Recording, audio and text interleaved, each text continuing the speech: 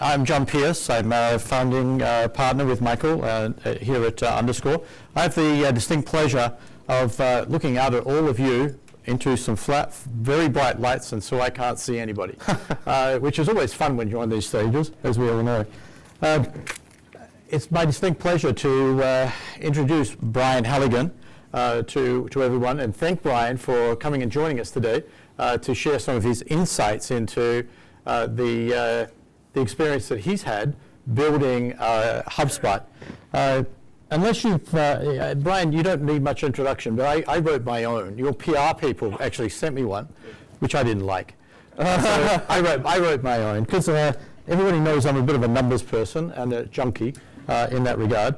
You don't need any introduction, so unless you've been living under a rock for the last 10 years out there, Brian, along with his co-founder Dharmesh Shah, founded HubSpot in 2006, coined the phrase inbound marketing.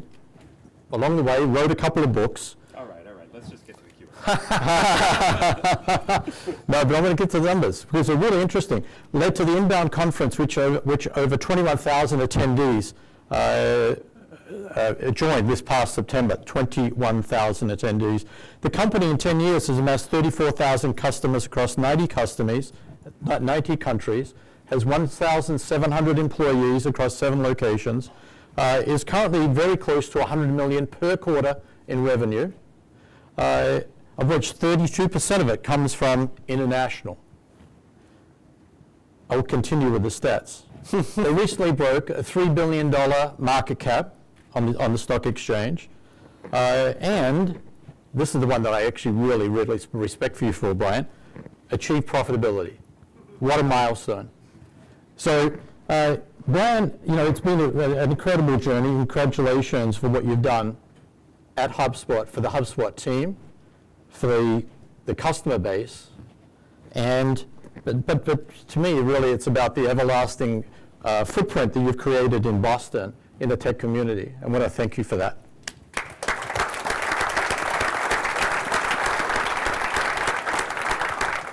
As a footnote, I met Brian in 2006. Do you remember the meeting?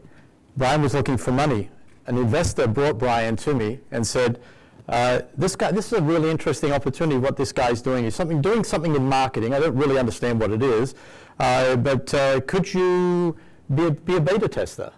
And of course, we said yes, and the rest is history. And it's been a lot of fun to get to know you over the years. Another fun fact about Brian is that if you invite Brian to dinner, Romeo comes to dinner as well. So just make sure that you know that there's always going to be another guest at the table, a four-legged one. So Brian, first question, having brought a company from inception to IPO and beyond, what advice do you have for founders in the room? Sure. Who's a founder in the room? I have a couple thoughts on that. The one thing that Dharmesh and I did that I think helped a lot was we made an explicit decision pretty early that we wanted to go long. We wanted to take the company public, build a pillar company, build something of scale.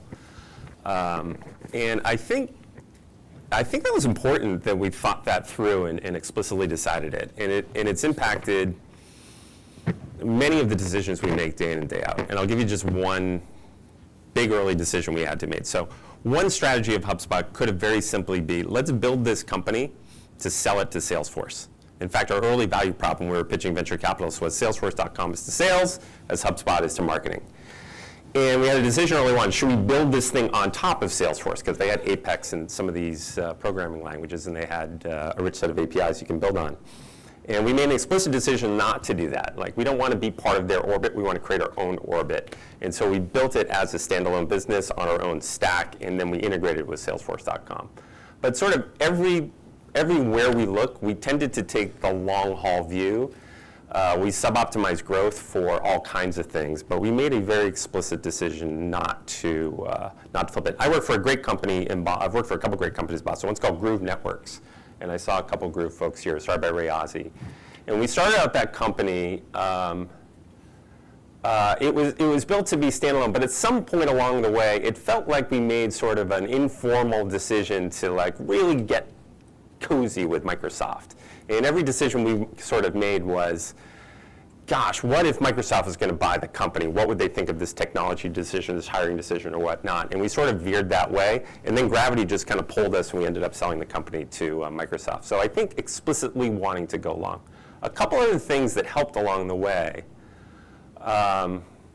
We're both kind of students of scale-ups. You know, I think in today's day and age, it's easier than ever to start, harder than ever to scale. And so we went to school on scale-ups. And one of the things I did that worked was about 2 years into HubSpot, I joined a CEO group. And there were 10 CEOs in the group. We met once a quarter. We met for 2 full days a quarter and basically just talked about all our problems. It was like seeing a CEO shrink for 2 days. And the group was interesting. There were, I would just describe 8 people who kind of looked like me, former VPs of sales. Most of them actually had some big hit during the internet bubble in the late 90s. That wasn't necessarily me. And were sort of hired guns, let's say. But there were 2 kind of unique characters. There was a guy named Colin Engel. You know, raise your hand, you know Colin Engel. He's the CEO of iRobot. They make those Roomba things. And a guy named Russ Wilcox. Raise your hand if you know Russ Wilcox. Russ in the room? No. Russ is the founder of E-Ink, and he sold the screens to the Kindle to Amazon. And they both were, I would describe them as they founded the company and were the CEOs. And when I joined the group, I had lacked a lot of confidence. I had a massive imposter syndrome, still do, still nervous speaking in front of all of you. But I really had a big one back then. And I originally sort of gravitated towards these guys who had been at these other companies. But I started gravitating towards Colin and Russ because they had great businesses going. And they were quirky, and they embraced their quirkiness, and they were creative. And they ignored all the rules that you read about in the rule books and the conventional wisdom that you're reading about. And they were just extremely creative, outside-the-box thinkers who really didn't give a hoot about what anyone else thought. Russ and Colin were a big influence on me because they built scalable business. They did it in their own authentic way. And so I started saying, well, I'm a founder, first-time CEO. Maybe I can do that. Maybe I can be more like these guys. They gave me a lot of confidence. Another thing that was very helpful is I worked for 2 scale-ups. I worked for this company Group, which was basically a spin-out of Lotus. I was the only member of the management team that didn't work at Lotus. So I basically learned a lot from Lotus along the way. And then I spent my first 10 years of my career at PTC. I joined at like 200 employees and left when it was huge. So I learned a lot about scale and how do you scale a company and how do you think about that. So that's the other thing I would encourage people to do is, you know, make an explicit decision to go along. Learn as much as you can about scale. Starting is easy, scaling is harder than ever. And so I would get religious on it. I got one more. We had both had a little success along the way. Dharmesh, my co-founder, had started a company and done quite well. I had squirreled away a little money from my previous 2 companies. And so that gave us a little bit of cushion that we could swing for the fences. We could go long. We could try to take it public. And we wouldn't be as tempted if an acquisition offer came along. That isn't always the case. Of course, that's not always. It's usually not the case. At some point along the investment path, I think it was a Series C or Series D, the option of taking money off the table was presented to us, and we took it. And so we we raised growth equity, but we took some of the money off the table for ourselves. That further stiffened our backbone and further enabled us to really think long term. Mm-hmm. So those are kind of the 3, hopefully non-obvious things that we did to set us up for a very long run. Excellent. On the subject of Dharmesh, building companies is all about people. Yeah. You and Dharmesh have stuck through this company for 10 years, Yep. right? How did that work?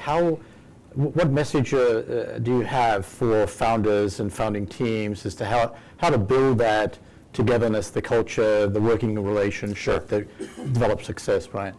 I'll tell you the first time I met Dharmesh. It was the night before business school, and there was a cocktail party. And I was on my second Sam Adams. Away at the cocktail party. This beautiful blonde woman walks up to me and starts chatting with me and asks me all kinds of questions, right? It kind of grilling me. It was odd. And I assumed she was a future student. And it turns out what was going on there was a bit of a sting operation by Dharmesh. So when he goes to a cocktail party, he's a bit introverted.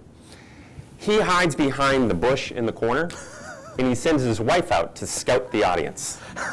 So that was his wife interviewing me to see if I would be a good person to talk to at Dharmesh.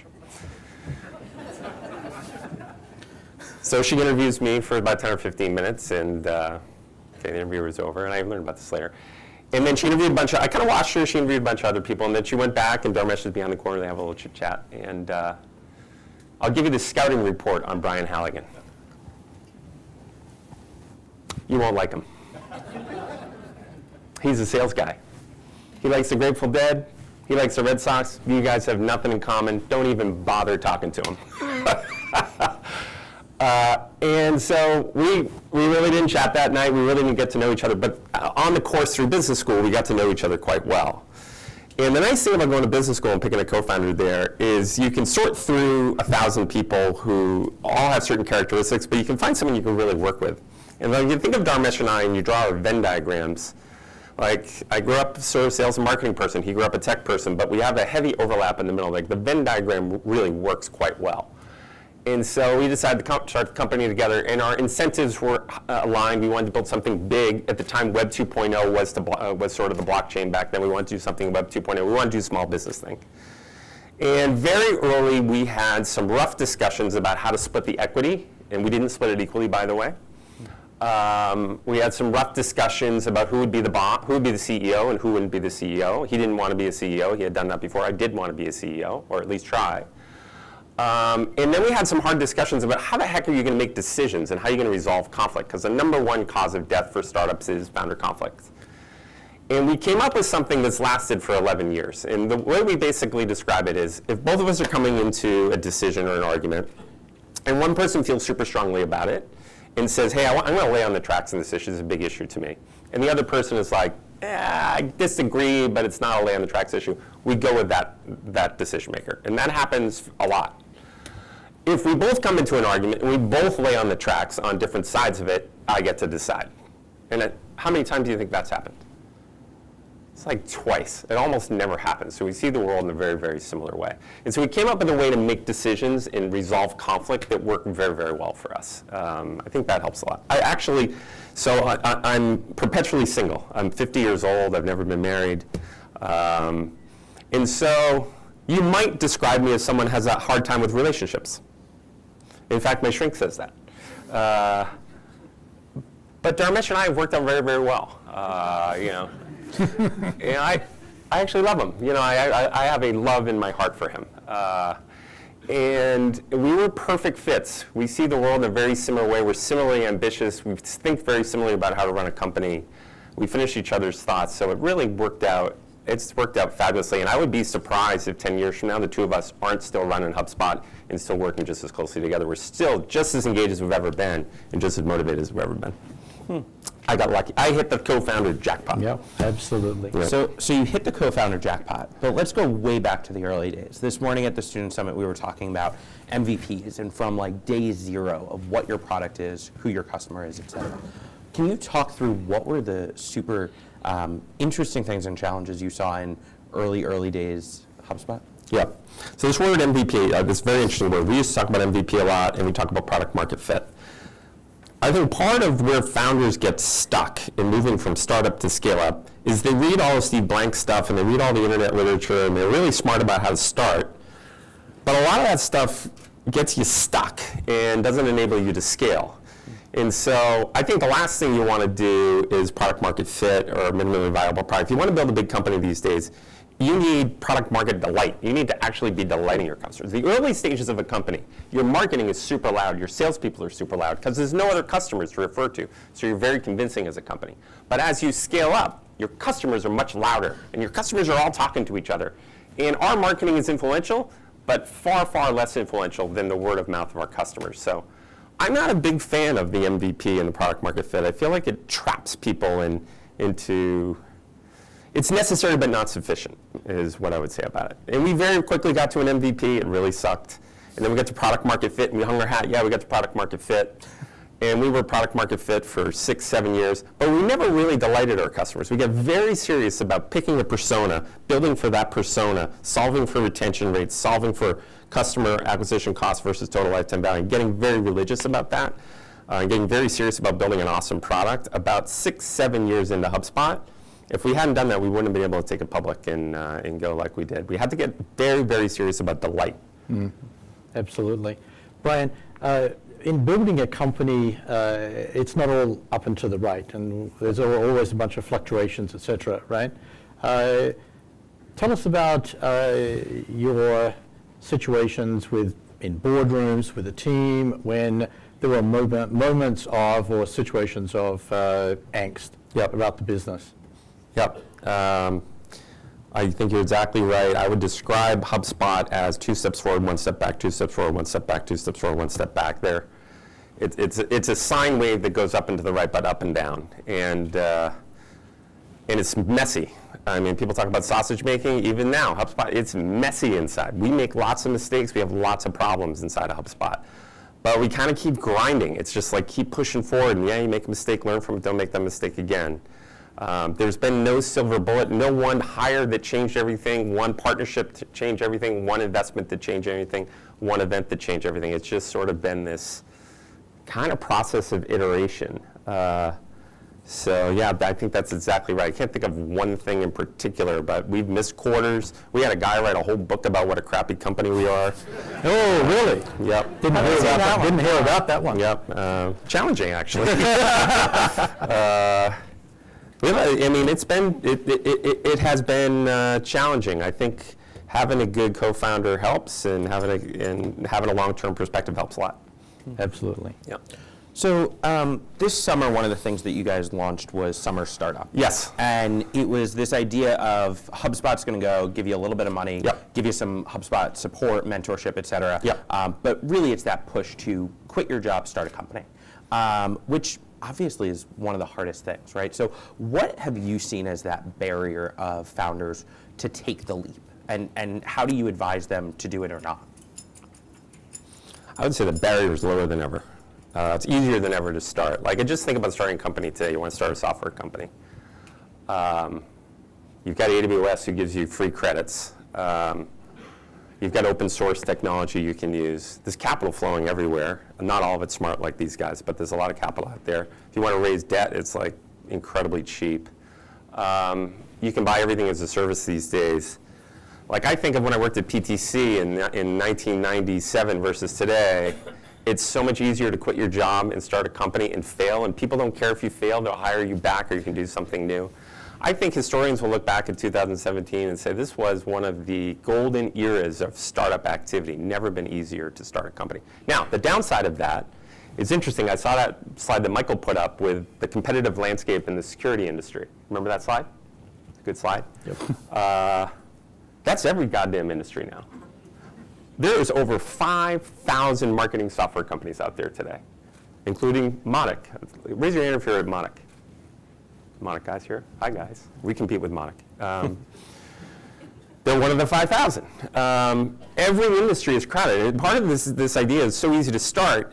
Because it's so easy to start, there's so much startup activity, it's hard to scale. And so yeah, we funded this thing over the summer to help people do that, and I thought that was interesting. I think the far more interesting thing we're doing now is we have a program that we totally ripped off from AWS, where if you start a company and you're in an incubator, you can buy HubSpot for 90% off for the first year, 50% off for the second year, and I forget what the discount is for the third year. And then we just came up with one for if you get your Series A financing. So we want to make it really easy for companies to adopt HubSpot early, very inexpensively, and give you the help you need to scale your business on the way up. That's kind of the bigger impact I think we're having. And we want to teach people how to scale. How do you go from $1 million in revenue to $100 million in revenue? What are all the problems you're going to hit? How do you differentiate? How do you really market in a modern way? How do you sell in a modern way? How do you service in a modern way? Kind of what we're up to on that. Brian, in the early days, I know you were a very big proponent of culture. Yes. And you were the culture czar at HubSpot. I remember reading 9 years ago on SlideShare, 137-page documents that you put together. Why was culture so important to you in the early days of HubSpot? How has it transformed and embedded itself in the company? And what would your advice to first-time founders be in that regard? Yep. It's a little bit back to that long-term, short-term thing. It's a long-term bet. If you want to flip your company in 2 years, don't bother with all the culture stuff. There's a great entrepreneur in Boston, one of my best friends, a guy named Dave Balter. Dave in the room? Dave started a series of companies, and he sells them within like 4 or 5 years. And it's a great model, and he's probably made 10 times more money than I have using that model.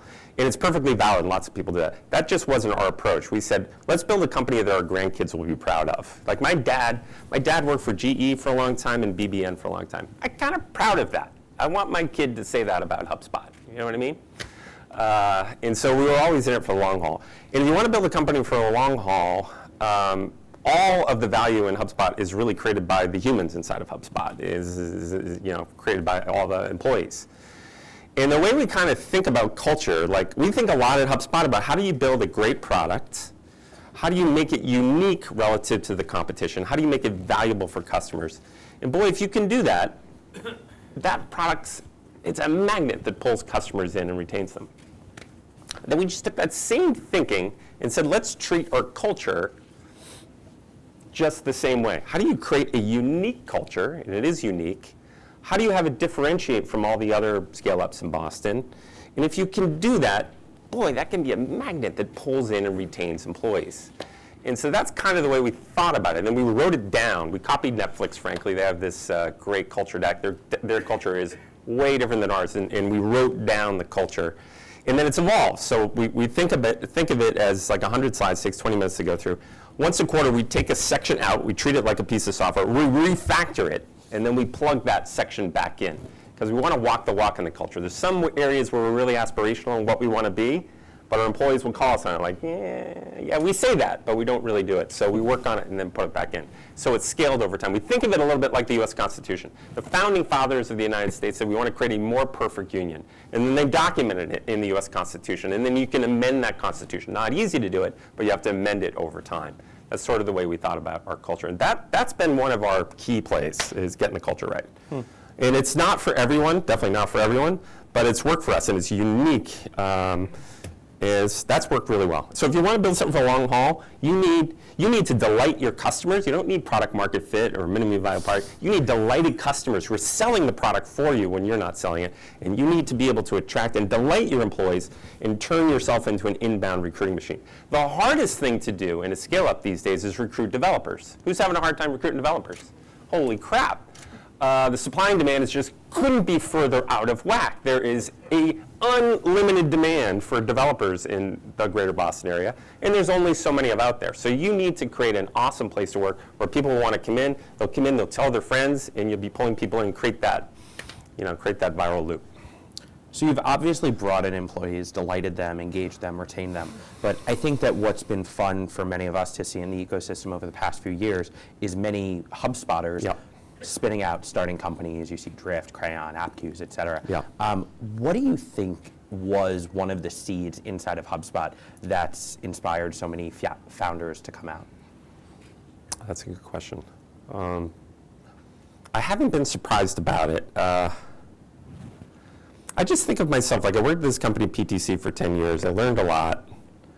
And I learned a lot about a lot of things, just by studying what the CEO did, by opening new countries, by hiring people, by firing people, everything. And it gave me confidence. It just gave me confidence. Like, I saw that move from 200 people to 5,000 people. And I saw all this stuff we did right. And boy, we messed a lot of stuff up. And I said, I can do that. It gave me that confidence and some experience that I could go do that again. I think there's some of that inside of HubSpot where they look as like, Dharmesh and Brian, they're really not that smart. If they can do it, I can do it. There's a little bit of that. And they go out and they do it. They're like, and we teach them how to do it, and then we fund most of them. So I funded most of the folks who have put money in Grift and Crayon and AppQs. All of them have some of my cash in there. So we kind of encourage it. And it's a little bit of the viral loop. We want to encourage developers who are entrepreneurial in nature, who are real workers, who are creative. And sometimes we think of them as, we can hire them and hold them. Sometimes you rent them, And in Drift's case, in Crayon's case, in AppQ's case, we rented them. And that's okay. Right. Brian, you mentioned your relationship as a deadheader. Yes. Right. Music is something that's influenced your life a lot. How's that crossed into business? Oh, the Grateful Dead thing. HubSpot was very much inspired by the Grateful Dead. I was one of those knuckleheads that followed the Grateful Dead around the country, and Let me just do a survey in the room. Who's seen the Rolling Stones in concert? Okay, who's seen the Rolling Stones 100 times? Why wouldn't you see them 100 times? Well, you wouldn't see them 100 times because they play the same exact show every time. It's fabulous. I mean, they nail every note. It's super tight. What would happen if you showed up at a Rolling Stones concert with all your recording equipment and your camera and all that stuff? What happens? You get in? No, of course not. Get the hell out of here with all that recording equipment. Who's seen the Grateful Dead over 100 times? Why would such a person do that? Well, they have a very different business model. With the Grateful Dead, every night they play a very different show. It's not always a great show, but it's unique. It's very improvisational, and it's a lovely thing when they do it well. And so there's an incentive for you to see them in Boston and New York, and then go to Albany, and then go to Philly, and go up and down the coast, because it's a very different experience every time they do it. So that's one thing they do. The other thing they do that's quite clever, if you show up at a Grateful Dead concert with your big camera and your recording equipment, they put you right up front, right by the band. They give you a great seat. And you record the show all you want. So you record your 6 shows on the road, you back to your dorm room, you have one of those tape recorders, and you pick the best 2 shows and record them, and then you give the tape to all your friends. Now what's that? That's a lot like content marketing. That's a lot like the freemium model. That's a lot like viral marketing. They did all that crap before there was, before Mark Zuckerberg was born. They did all that stuff. And that's basically the heart of what content marketing, inbound marketing is. How do you give a little bit of your product away or a little bit of your service away and pull people in a new way and match the way you market with the way people actually buy stuff today. And we were very much inspired by those guys. The other thing I like about those guys, Jerry Garcia reminds me of Colin Engel and Russ Wilcox. He didn't give a hoot. He didn't give a hoot about conventional wisdom. Conventional wisdom, he didn't care. He said, we're going to do it our way. And our way might be right, might be wrong, we might make mistakes, you may judge us, but we're quirky and we're leaning into the quirk. And they did it their own way. The other brilliant thing they did is if you want to go to a Rolling Stones concert in 1987, let's say, how do you get tickets? How do you get tickets? How do you get tickets? Well, You call Ticketmaster. yeah. Right? Go and buy them in the box office. Yeah, you go to the Ticketmaster. Now, the tickets go on sale, and you're sitting there, and you want to go to the Rolling Stones, you call Ticketmaster. You can't get through. Why can't you get through? The scalpers are on the phone. There's got an army of people. How many tickets do the scalpers buy? Well, they buy thousands of tickets. Okay? And then they sell them. Who do they sell the most expensive tickets to? Most loyal fan. Rich venture capitalists. Okay? Who's in the front row? The most loyal fans? Rich venture capitalists. Grateful Dead didn't like that. They didn't want a bunch of rich venture capitalists in the front row. 1. 2, they wanted their most loyal fans in the front row. 3, they didn't like the idea of Ticketmaster making all that money and the scalpers making all that money. They wanted to make all that money. So they said, fuck it. We're going to set up our own agency. And so when you wanted Grateful Dead tickets, here's what you did. Dial the phone, West 415 number, and you listen to this recording. The lady on the recording says, you want tickets to the Boston show, mail a self-addressed stamped envelope with a postal money order, and you can't buy more than 4 tickets and a couple other requirements. So that's how you bought tickets. And you couldn't buy more than 4.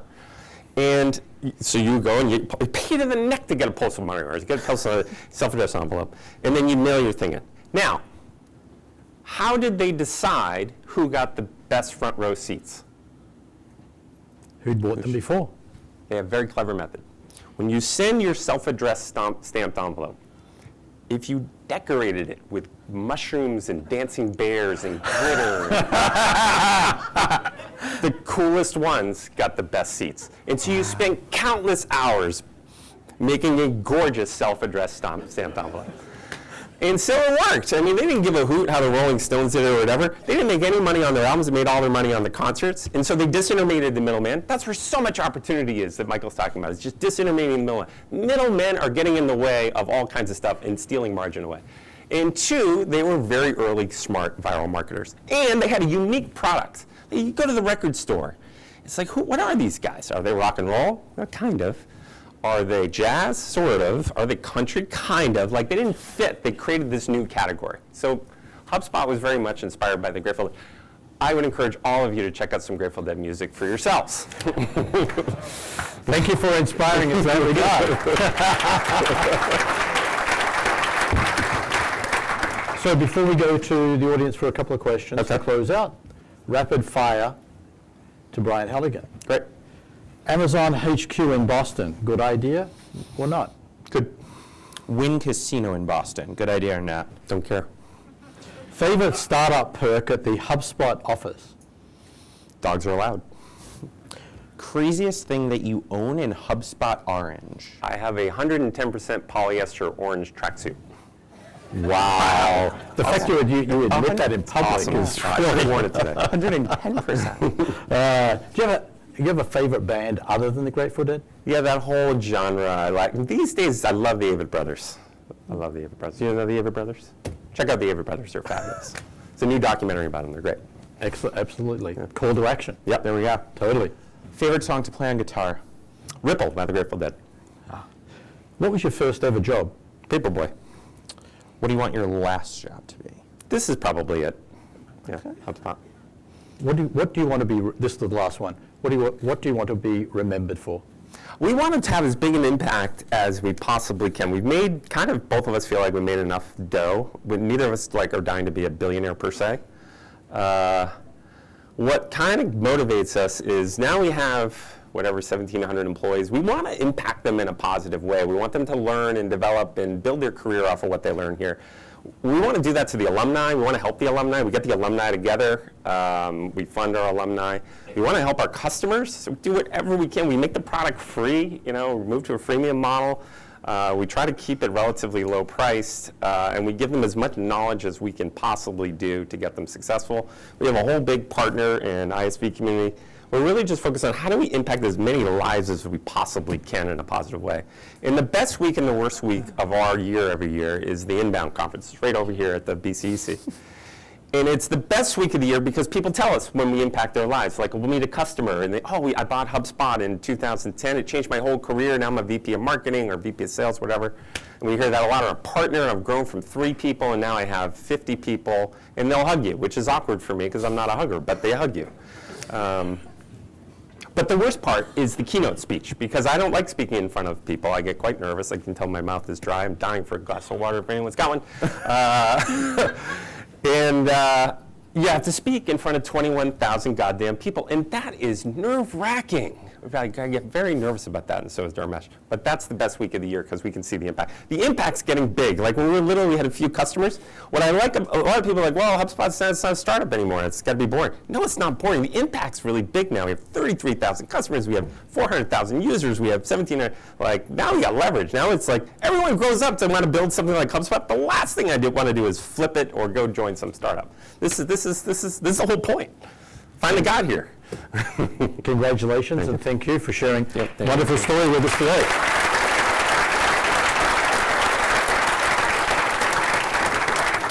Before we break, will we have any one or two questions from the audience, please? I know there's 2 microphones running around. Don't be shy. Yes, Up front. up front. We can repeat it. Mike's coming right here.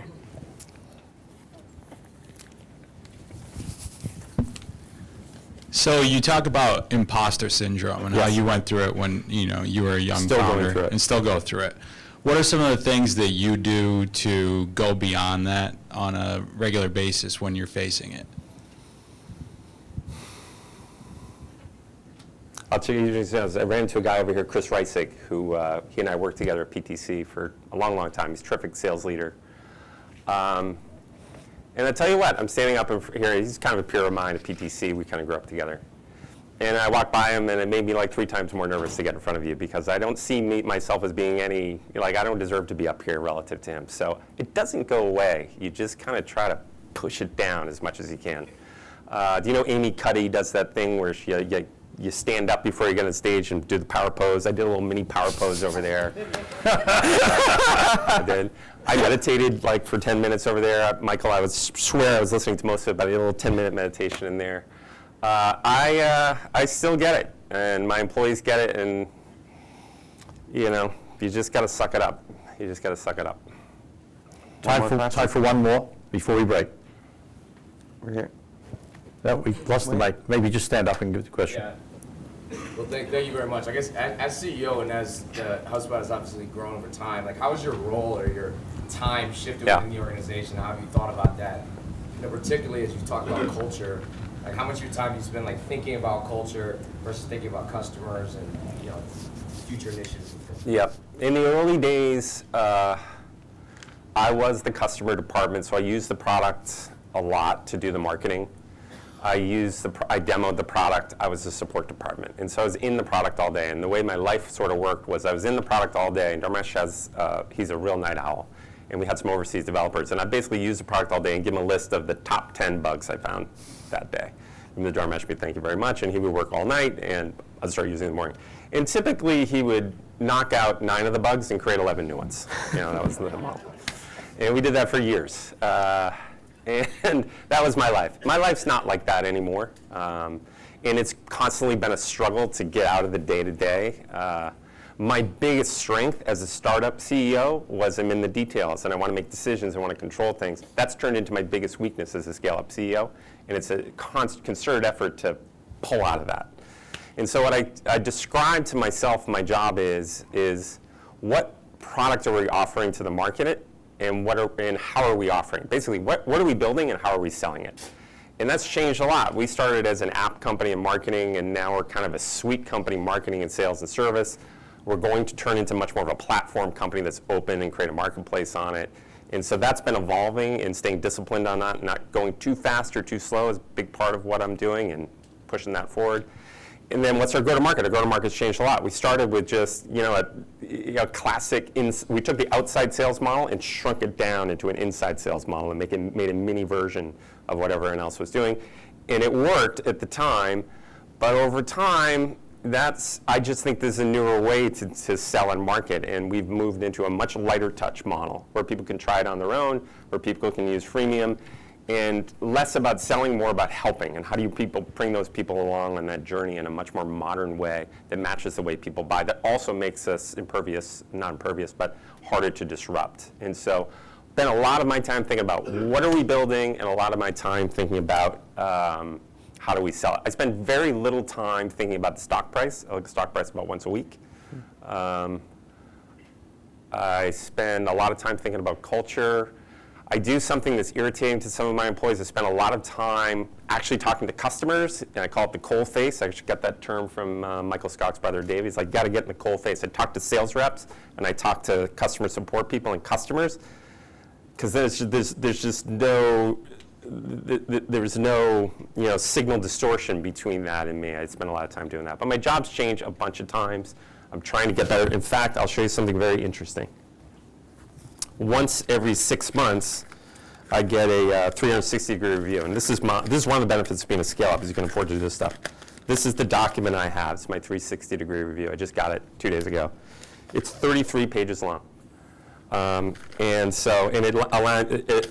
Basically what it says about me is I'm really good at some stuff and I'm really bad at other stuff. I'm very high beta CEO, like great strengths, but really some kryptonite weaknesses.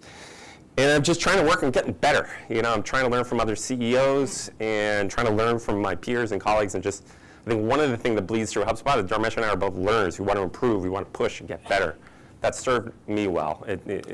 Hopefully it will continue. I always say they're either going to take me out in a stretcher or a straitjacket from HubSpot, And so far I've been safe. No stretchers, no straitjackets.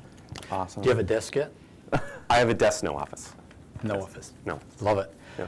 On behalf of the Underscore core members, I would love to thank you for coming today, your insight, your openness, and sharing your story. Thank you, Patrick. Thank you.